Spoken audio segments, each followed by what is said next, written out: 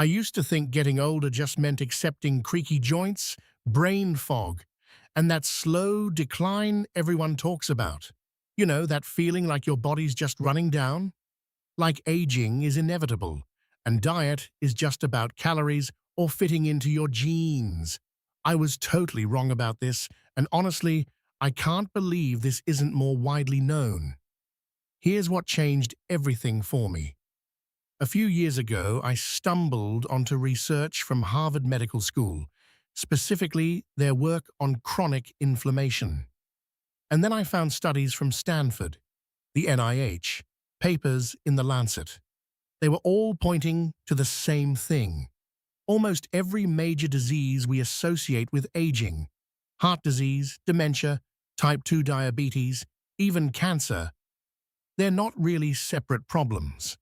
They're all driven by the same underlying mechanism: chronic, silent inflammation, the kind you can't feel.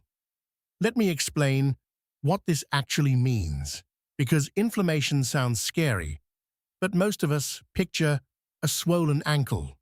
That's acute inflammation. That's your immune system doing exactly what it should do: fighting an infection, healing a cut. It comes, it goes, but silent chronic inflammation is different. Imagine your immune system is like a smoke detector in your house. A smoke detector is supposed to alert you to danger, then turn off when the threat is gone. But what if that detector got stuck on? What if it was constantly sending alarm signals even when there's no fire? That's chronic inflammation. Your immune system is basically staying partially activated all the time, and it's triggering low-level damage throughout your entire body, in your blood vessels, your joints, your brain, your organs. And here's the part that blew my mind. This isn't an accident. This isn't just happening to unlucky people. Chronic inflammation is being actively driven by one thing that's completely within our control: diet. So let's look at the actual numbers, because this is where it gets real.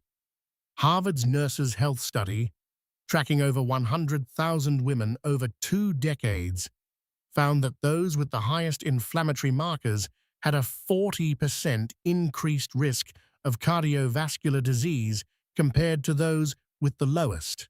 That's massive.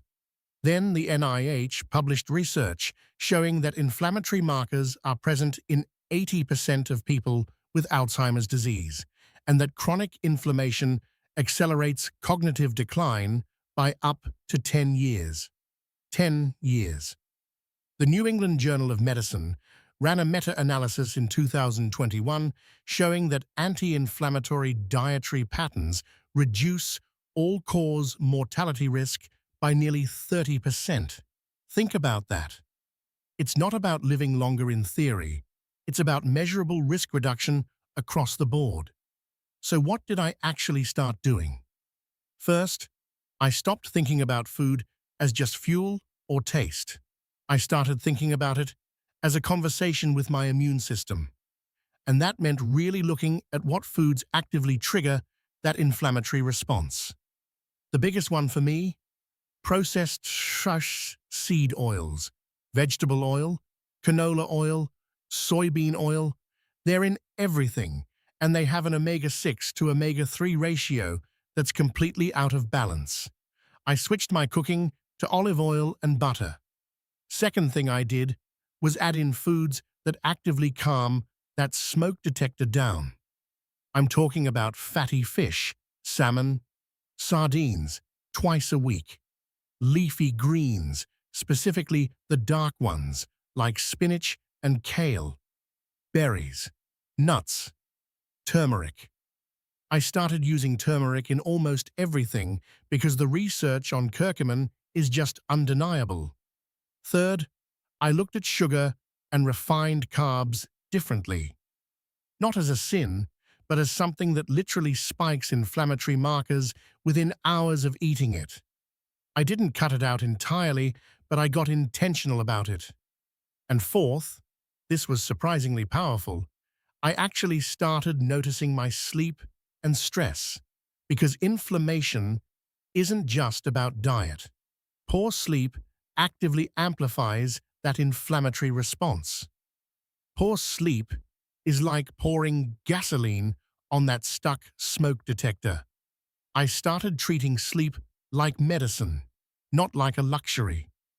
Here's what I want you to try this week. Pick one thing. Just one. It could be swapping your cooking oil.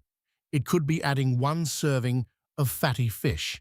It could be committing to 1 extra hour of sleep. Don't try to overhaul everything at once.